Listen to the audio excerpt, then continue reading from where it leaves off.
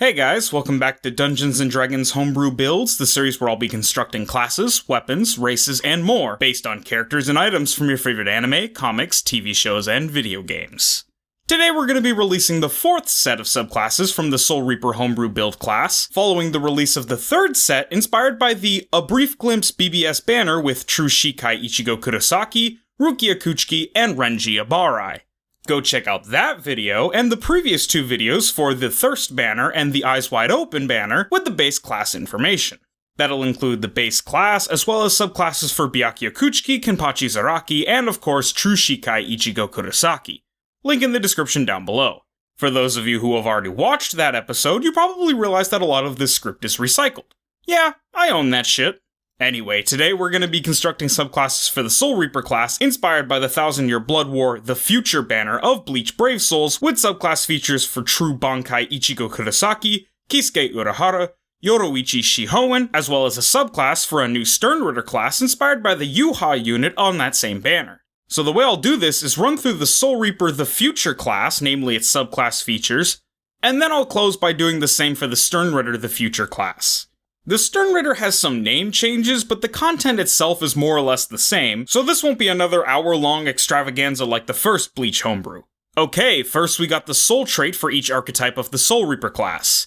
As of writing this script, which happens after the class creation, their resurrections haven't dropped yet, so they don't have a resurrection capstone or a 20th level soul trait, but other than that, most everything else is largely the same. I'll say this though, their traits are pretty good anyway. Ichigo gets a special Zanpakuto weapon attack cooldown, Kisuke gets one too, and Yoroichi's special Shunko attacks get a nice plus 20% damage bonus. Yeah, little difference for Yoroichi since she doesn't use a Zanpakuto in this version of the unit/character, rather using Shunko instead. She gets Shunko attacks, special Shunko attacks, and an ultimate Shunko attack. Alright, we finally get a character with more than 2 flash steps. We had Kenpachi, who had just 1 initially, so our first break from the norm, but fittingly, while Ichigo and Kisuke only have 2 flash steps, Yoroichi, the flash step master, has 3 flash steps. I actually had to test this twice because all of the online information I could find makes no mention of her having 3 flash steps instead of 2, but I thought there was something up, and on my second test with the character, I saw that she did, in fact, have 3 flash steps. Alright, here comes the fun part.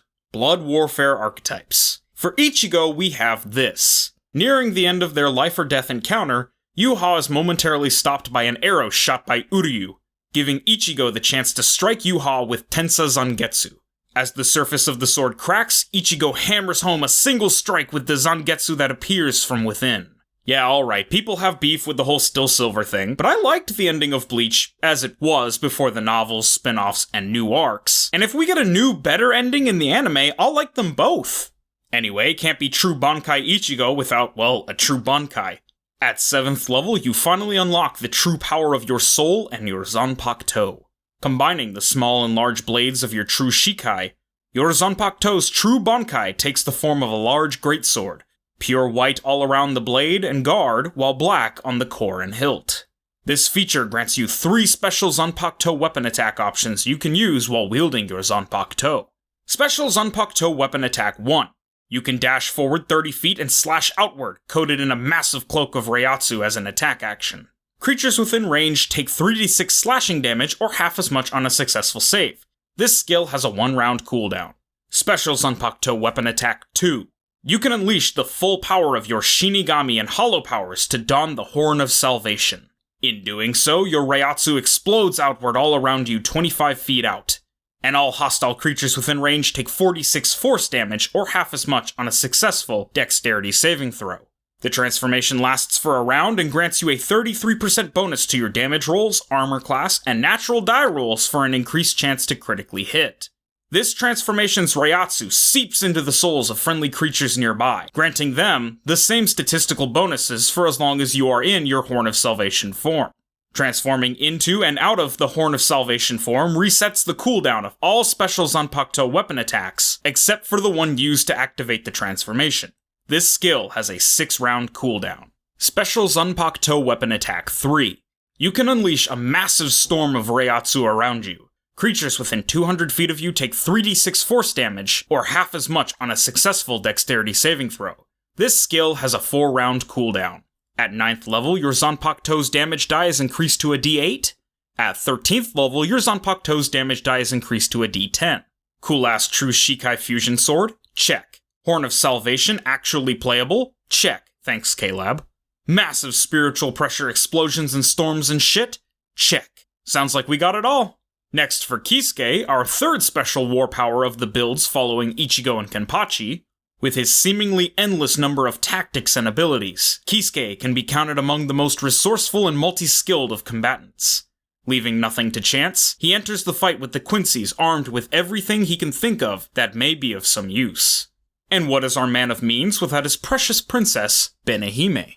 At 7th level, you use the power of your Bankai to sew and suture your enemies all wrong. This feature grants you 3 special Zanpakuto weapon attack options you can use while wielding your Zanpakuto. Special Zanpakuto weapon attack 1. You can stab your blade into the ground and launch 3 sutures along the ground in a 15-foot wide cone that extends 30 feet out. Hostile creatures within range take 3d6 slashing damage or half as much on a successful dexterity saving throw as they get dismantled and unsewn by the stitches. This skill has a 1-round cooldown. Special Zanpakuto weapon attack 2. You can slash wildly around you, cutting slashes into space. This attack does 46 slashing damage to all hostile creatures within range, or half as much on a successful dexterity saving throw. This skill has a 3-round cooldown. Special Zanpakuto weapon attack 3. You can briefly summon Benihime to materialize and dismantle all hostile creatures within range as an action, reducing anything in an area of 200 feet around you to pieces. Any hostile creature within range takes 3d6 slashing damage. This skill has a 4-round cooldown. At 9th level, your Zanpakuto's damage die is increased to a D8. At 13th level, your Zanpakuto's damage die is increased to a D10. Just like with Kenpachi's 3rd strong attack, where there's no dexterity save because he straight up cuts through space to attack you, you can't save against Kisuke's 3rd strong attack either, as Benihime just takes you apart. Would have done the same thing for his strong attack too, since his Zanpakuto cuts through space while his Bankai is active, unstitching space itself. But the sword slashes could easily be dodged and gotten out of range of, even if no amount of armor or protection could help you avoid having the space you exist in unstitched in sword-sized streaks. In this arc, we got introduced to our covert ops commander elemental Shunkos, including Yoruichi's dope-ass lightning cat ear Raijin drum Shunko, even surrounded by the lightning-like immense spiritual pressure of her Shunko Raijin Senkei. Yoruichi still struggles in her fight against the Stern Ritter. Until, that is, Kisuke releases her Shunryu Kokubyu Senkei. Now, before getting to her Shunryu Kokubyu Senkei, let's just talk about her Raijin Senkei first. At 7th level, you cloak yourself in a lightning-like Reiatsu Shunko to blitz across the battlefield and blow through your enemies with electric fists and kicks. This feature grants you 3 special Shunko attack options you can use while unarmed. Special Shunko attack 1. You can lunge forward 30 feet and launch a powerful straight punch charged with lightning spiritual pressure. Hostile creatures within range of this lunge take 3d6 lightning damage or half as much on a successful dexterity saving throw. This skill has a 1-round cooldown. Special Shunko attack 2. You can perform a spinning jump kick while cloaked in your Shunko lightning. This attack does 3d6 lightning damage to all hostile creatures within the attack's 30-foot wide range, or half as much on a successful dexterity saving throw. This skill has a 3-round cooldown. Special Shunko attack 3. You can let off a massive explosion of lightning spiritual pressure, shocking all hostile creatures within range of 200 feet as an action. Any hostile creature within range takes 3d6 lightning damage or half as much on a successful dexterity saving throw. This skill has a 4-round cooldown. All of your Shunko attacks can cause paralysis for a round if the creature you hit fails a Constitution saving throw. At 9th level, your unarmed strike damage die is increased to a d8. At 13th level, your unarmed strike damage die is increased to a d10. So we have Yoruichi bringing good damage with her lightning Shunko through some top-tier Hakuda, but we also have her paralysis. I usually don't get paralysis to proc as often as freeze, but it's still very good and essentially performs the same role. So it's good that we can do some damage, especially lightning damage, and we basically go around paralyzing everyone without even needing to use a sword. Alright, before moving on to those delectable ultimate attacks, we have a skill for each archetype. Something that actually surprised my ass, all 3 of them get a plus 20% bruiser. I'll put all the information up in the background while I talk about this, but that's definitely a great one for Yoruichi, who doesn't have strong attack cooldown reduction. And Ichigo can definitely make use of more normal attack damage in his Horn of Salvation form, and Kisuke can use it well enough, though I don't know if it's as big a deal for him, but it's definitely good for anyone. Now, it's time for probably one of the strongest attacks Ichigo ever did in the series. The attack that ended the Omega level threat that is Yuha for 10 years. The true Zangetsu.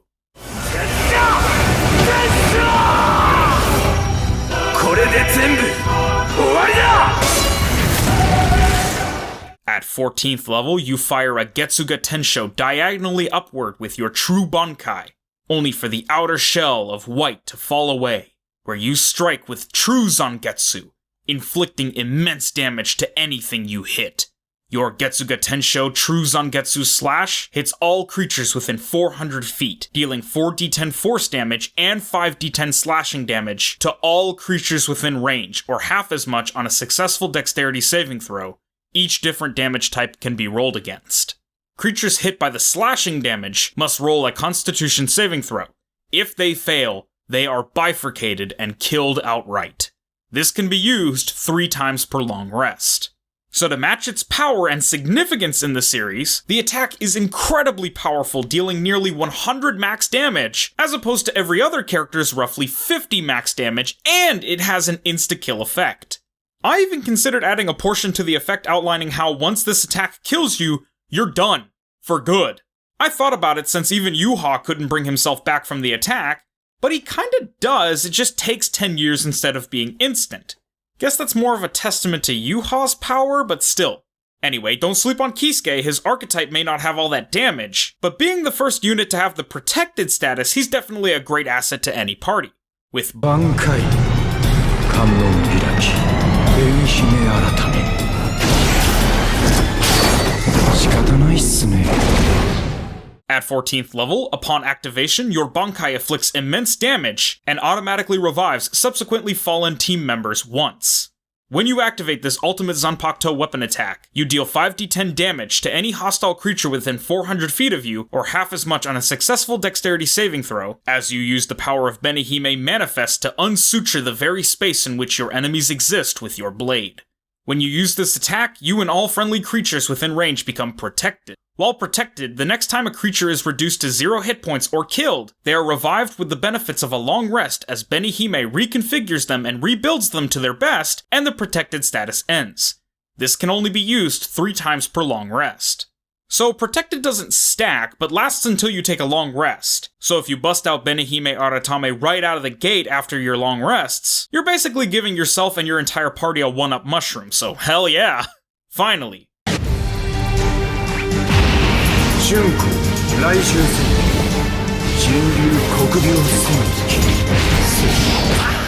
At 14th level, you, clad in lightning-like spiritual pressure, attack with incredible speed, causing immense damage and inflicting paralysis.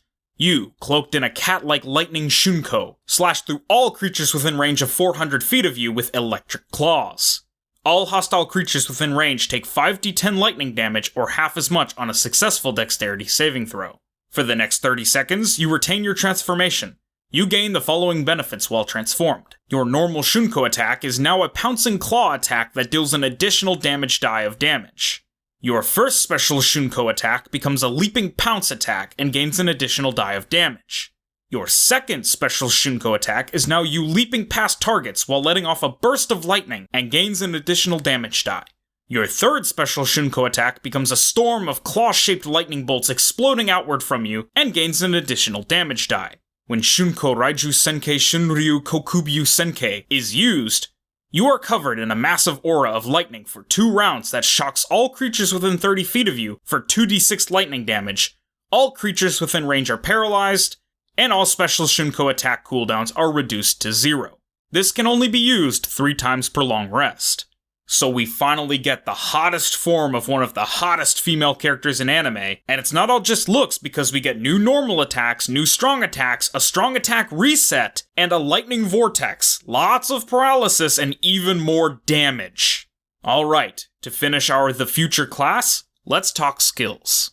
Ichigo's gonna get 15th level Devastation, 17th level Enhancer, a brand new skill, 18th level Frenzy, an old classic, and 2 capstone features, Paralysis and Weakened Duration.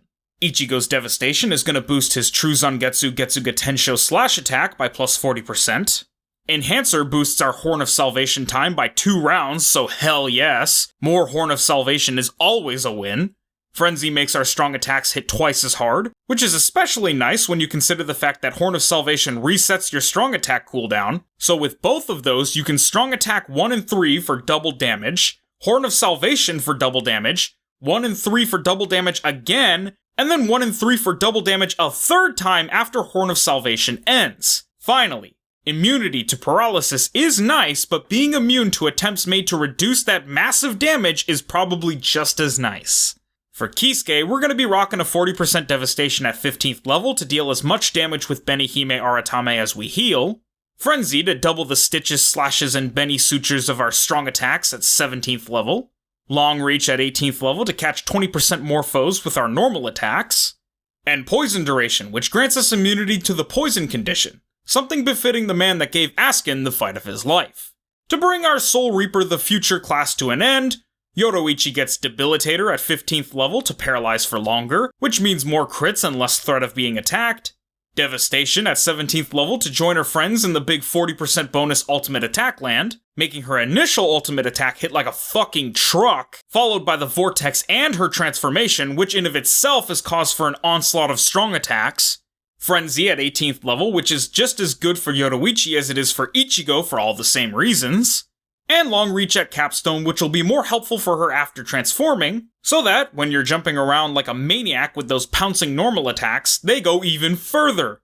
Old fucking bugbear-ass range on each hit, $3 catsuit Shunko head ass. Whew, alright.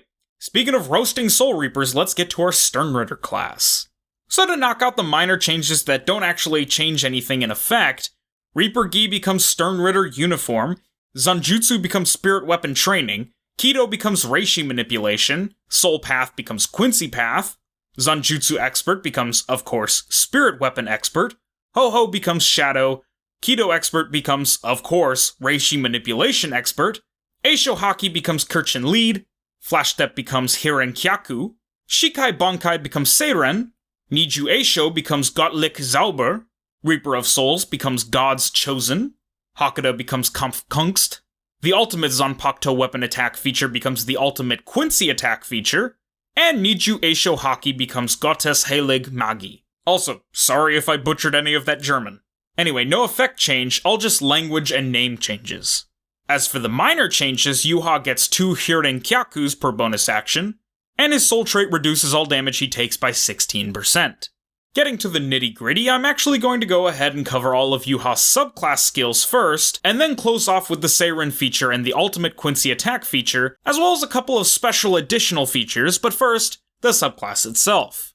Father of the Quincy's and leader of the Vandenreich's invasion of the Soul Society. After defeating Genryusai, he enters the Ryoku and absorbs the power of Ryo, the Soul King. Ichigo then comes face to face with his overwhelming power. Okay, so at 9th level, Yuhas get a 50% Berserker, which is really nice for them because they're big on strong attacks, and Yuha has a transformation, which means lots of strong attack spam. At 15th level, Bombardment is gonna double our ultimate Quincy attack damage, which is gonna fucking rock, since Yuha's ultimate attack is what transforms him. So big damage from strong attacks, big damage from ultimate, and then more big damage from the strong attacks. At 17th level, we get a 30% Bruiser, which again is really awesome for him because even though he can slam out those strong attacks, he's a PvP character by build. So he's got really strong normal attacks and really strong attacks, and even a really strong ultimate, the whole package. We add another piece to Yuha's amazing kit with Debilitator.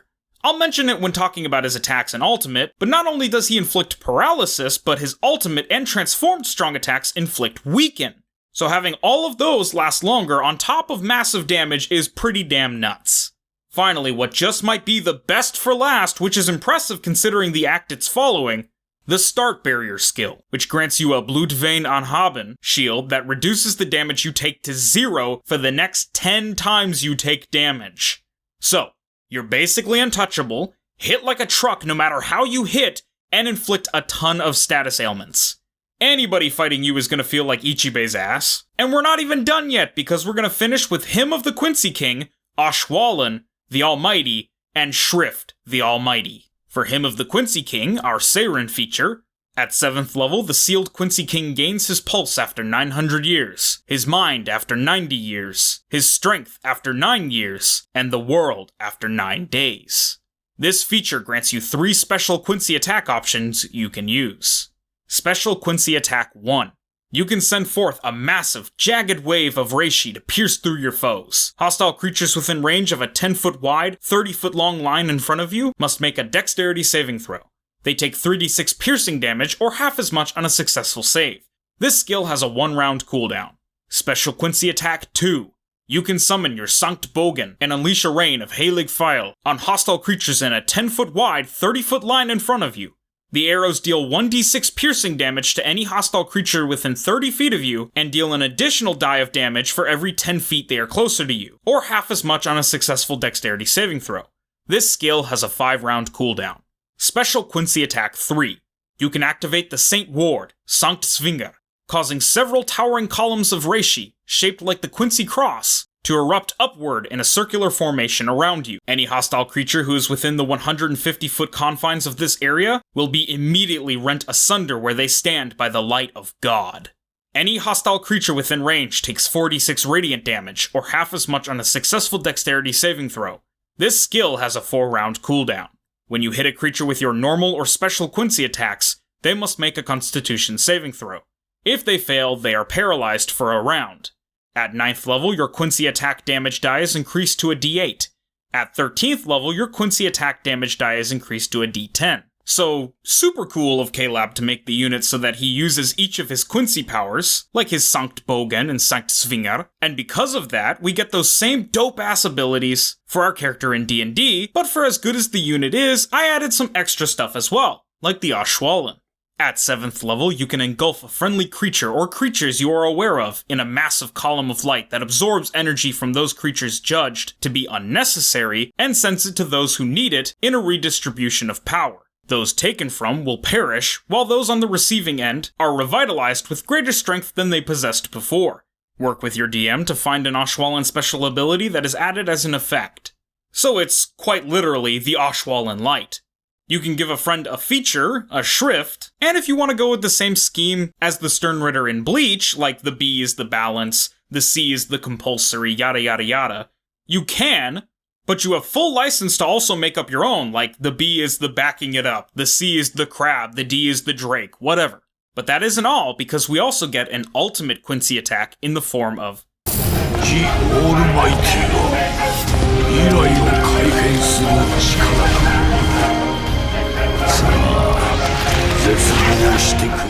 At 14th level, you can activate your Shrift, the A, the Almighty, and strike with a sword infused with the Rayo's power, causing immense damage and inflicting weaken.